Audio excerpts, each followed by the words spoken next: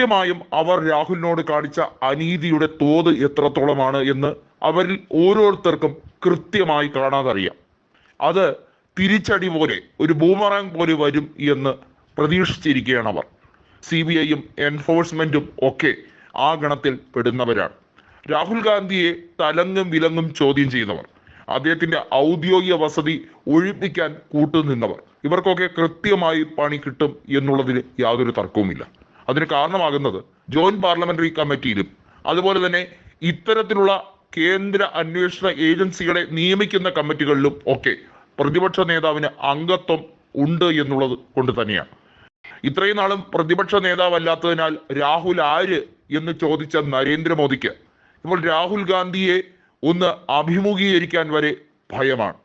വാസ്തവത്തിൽ രാഹുൽ ഗാന്ധിക്ക് നെടുനീളൻ പ്രസംഗം ലോക്സഭയിൽ ഉള്ള ദിവസങ്ങളിൽ നരേന്ദ്രമോദി തലയിൽ മുണ്ടിട്ട് വരാറ് പോലുമില്ല എന്നുള്ളതാണ് സത്യം.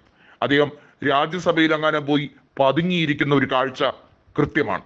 അത് സർവ്വസാധാരണമായി കഴിഞ്ഞിരിക്കുന്ന ഒരു സാഹചര്യമാണ്. കാരണം ഇനി മോദിയുടെ അഭയം രാജ്യസഭ മാത്രമായി കഴിഞ്ഞിരിക്കുന്ന സാഹചര്യം. എന്നാൽ രാജ്യസഭയിലും നരേന്ദ്രമോദിക്ക് അത്ര ശുഭകരമല്ല കാര്യങ്ങൾ.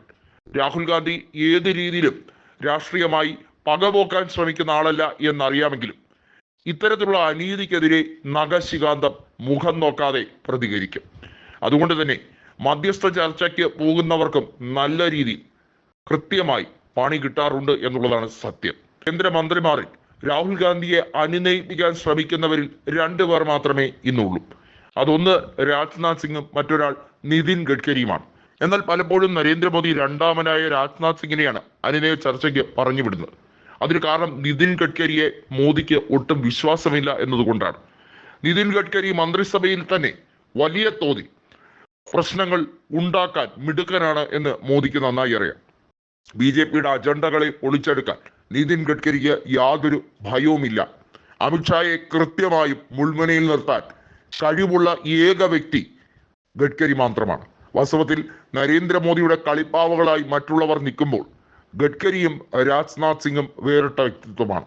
രാജ്നാഥ് സിംഗ് അങ്ങനെയൊന്നും ചെയ്യാറില്ലെങ്കിലും ഗഡ്കരി അതിന്റെ പാരമ്യത്തിൽ പോകാറുണ്ട് എന്നുള്ളത് വാസ്തവമാണ്.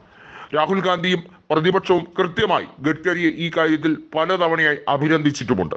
അതുതന്നെയാണ് ഗഡ്കരിയുടെ ഏറ്റവും വലിയ പ്ലസ് പോയിന്റ് എന്ന് പറയുന്നത്. കൃത്യമായും ലോക്സഭയിൽ ഡെപ്യൂട്ടി സ്പീക്കറെ എത്തിക്കുന്ന കാര്യത്തിൽ രാഹുൽ ഗാന്ധി കൃത്യമായി കണിശമായി ഒരു കാര്യം പറഞ്ഞിരിക്കുന്നു. അതിനൊരു തീയതിയും കൊടുത്തിരിക്കുന്നു.